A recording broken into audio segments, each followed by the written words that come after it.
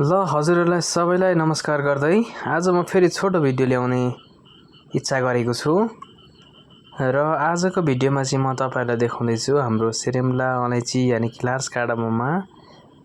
कस्तो प्रकारले नर्सरी राखेको हुन्छ र कसरी मल हाल्नुपर्छ यसमा कुन मल हाल्दा ठीक हुन्छ हो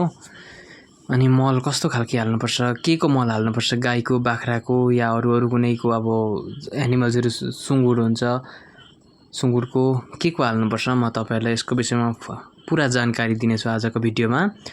र तपाईहरु जतिले पनि मेरोबाट सिरेम्ला लगेर अलैँची लगेर रोप्नु भएको छ तपाईहरुले एकदमै राम्रो गरी हेर्दिनु यो भिडियो किनकि यो भिडियोले तपाईहरुलाई निकै ज्ञान दिनेवाला छ नलेज दिनेवाला छ यो भिडियोले र यसमा चाहिँ हामीले विशेष गरी हामीले खेती गरेको सिरेम्ला खेती गरेको 15 वर्ष जति हुँदैछ 12-15 वर्ष त्यो बीचमा हामीले अहिले सम्म लगाएको भनेको चाहिँ हामीले एकदमै गाईको मल मात्रै हो र अरु बाख्राको मलहरु चाहिँ तपाईले यो सिरेम्लामा लाउनु हुँदैन किनकि बाख्राको मलमा बेसी एसिड हुन्छ त्यो एसिडको कारणले गर्दा यो सिरेम्ला चाहिँ एकदमै अलिकति कमलो डाक्ला हुनाको कारणले गर्दा यो चाहिँ एकदमै छिटो जरा पनि कमल हुन्छ एकदमै छिटो डढिहाल्छ डढेर सकिहाल्छ बाख्राको मल लाउनु हो भने यो चाहिँ मेरो बिरुवा पोर लगाएको थिए मैले यहाँ नर्सरी लगभग 8-9 महिना मात्रै हुँदैछ मैले सिजन सकेर लगाएको अक्टोबरमा लगाएको बिरुवा हो यो र पोर अक्टोबरमा लगाएको बिरुवा यो पाली आजको दिन भनेपछि हाम्रो 29 जुलाईको दिन गरेको भिडियो यो मैले र आज यतिको भएको छ र यी मल हेर्नुस् कसरी हाल्नुपर्छ मजाको धुलो मल पाकेको मल एकदमै 6 महिनादेखि अगाडि नै तपाईले गुम्साएर राखेको मल जुन चाहिँ पाकेको मल हुन्छ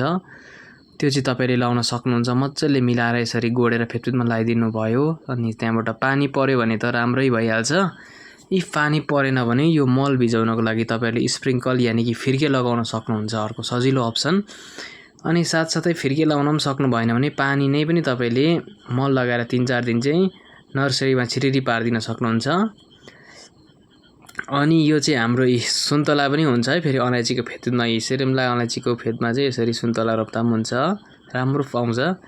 अनि यो चाहिँ मेरो आउँदो 2027 को लागि राखेको नर्सरी हो यो नर्सरी चाहिँ म 27 मा मात्रै बेच्नेवाला छु अनि यसमा लगभग मेरो 20-22 हजार 25 हजार सम्म बिरुवा एउटा गरामा निस्किने वाला छ अनि साथीहरु त्यसै छैन अलैँची रोप्न हेर्नुस् त यस्तो घाममा यसरी गरेर हुर्काएर अनि मात्रै हामीले सेल गर्ने गरी अलिकति राम्रो बिरुवा दिनु पर्यो दिदा फेरि जस्तो सुकै त्यो बिग्रेको बिरुवा दिन मिल्दैन हो अनि राम्रो क्वालिटीको बिरुवा निकाल्नु पर्छ त्यही भएर अलिकति दाम पनि महँगो पर्छ महँगो पर्यो भन्नुहुन्छ तपाईहरु तर त्यस्तो महँगो होइन 6-7 रुपैयाँ महँगो होइन तपाईहरु 8-9-10 रुपैयाँ गोटा यहाँ मान्छेले हालेर लान्छ तर मैले तपाईहरुलाई 6 रुपैयाँ गोटाले दिने गर्दछु ल धन्यवाद सब्स्क्राइब गर्न नभुल्नु होला च्यानललाई।